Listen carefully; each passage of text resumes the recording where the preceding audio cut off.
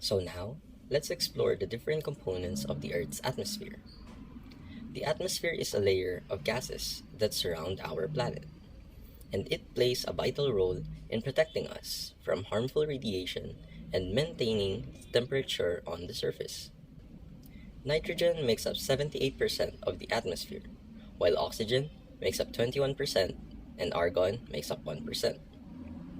These three gases make up the majority of the Earth's atmosphere. So let's talk about oxygen.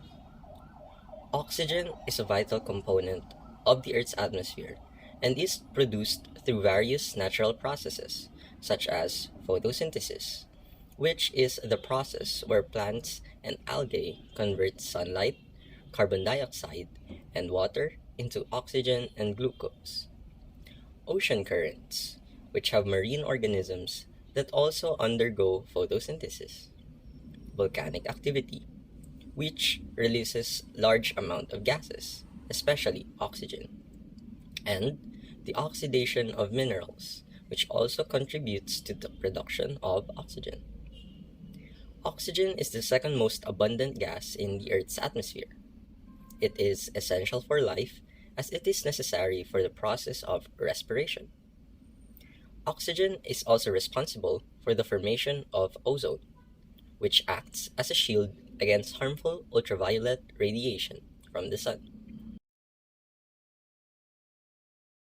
Atmospheric oxygen levels are slowly dropping nowadays due to deforestation and burning of fossil fuels, which reduces oxygen production and consumes oxygen.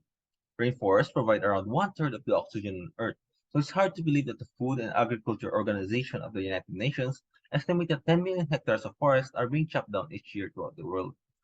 Common uses of fossil fuels include household ignition appliances, automobiles, factories, and wildfires that also cause air pollution. Both outdoor and interior air pollution induce pulmonary and other ailments that contribute to population mortality rates. Additionally, according to World Health Organization, virtually all the world's population breathes air that surpasses recommendation limits and includes high level of pollutants, with middle and low income nations bearing the brunt of the burden. The decrease in atmospheric oxygen content will also have an impact on the oceans. The importance of oxygen to the sustainability of the world cannot be overstated. It has an impact on the carbon, nitrogen, and other important element cycles, and it is a vital necessity for aquatic life from the shoreline to the deepest regions of the ocean. The quantity of gas which dissolves into a liquid is determined by Henry's law, and when the atmospheric partial pressure of oxygen decreases, oxygen will permeate out of the water, causing additional oceanic deoxygenation and robbing the aquatic world of the oxygen it needed to thrive. And lastly, photosynthesis in phytoplankton is thought to create 70% of atmospheric oxygen in the seas.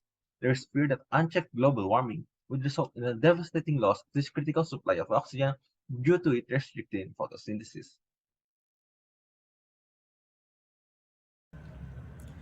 A neem tree is a product of the seeds of a tropical tree and is part of the mahogany family that disrupts the reproduction in insects as it is commonly used as an insecticide. It originated in India and was considered invasive due to a number of its natural prospects.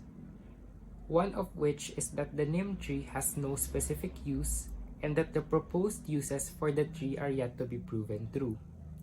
Along with this, a neem tree's seeds are considered to be not viable for a long period of time. Secondly is that the neem tree's fruits are considered to be poisonous to mammals. And this poisonous aspect of the fruits of the neem tree contributes to its invasive nature. Another factor is that a neem tree grows rapidly, which becomes the food source of birds and nocturnal animals. The crowding of these species will lead to the inaccessibility of shorter species to sunlight and thus will result to a stunned plant growth. A neem tree also do not require much water once grown and has been observed to restrict biodiversity in other countries due to the above mentioned characteristics of the tree. Due to the increasing concentration of carbon dioxide in our atmosphere, we have been experiencing climate change for years now, which also caused major disturbances in other ecosystems. For example, in marine ecosystems, the size and population size of marine animals have been observed to undergo major changes in order to adapt to a degrading water quality, mainly salinity and acidity, which is highly linked to increasing global temperature. Food crop supply is expected to be way below than the demand, which includes both the circulation for the market and for food reserves due to disturbances in temperature patterns, which the plants rely on for their reproduction cycle. Scientists are currently finding a way to increase the temperature resistance of these plants in order to combat this issue. Increase in global temperature has also been observed to be linked to higher exposure of humans to hazardous materials such as heavy metals, which may lead to implications in health. Another factor that can severely deteriorate the overall state of our body is through the harmful chemicals brought by air pollution. Air pollution is a severe danger to human health and has been identified as a primary cause of a variety of ailments, including cardiovascular disease, respiratory disease, and cancer.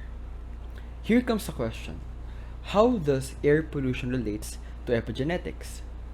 As we all know, epigenetics is a study of how other external factors, such as the environment, affect the overall state of our body.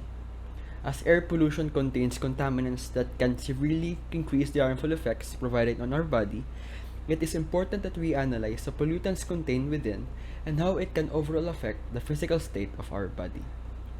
Due to the chemicals contained, other forms of epigenetic alterations such as histone modifications, mRNA expression, and non-coding RNA expression have also been associated to air pollution. The inhalation of certain organic and inorganic compounds can cause hypersensitivity pneumonitis, and is one of the most common types of interstitial lung disease.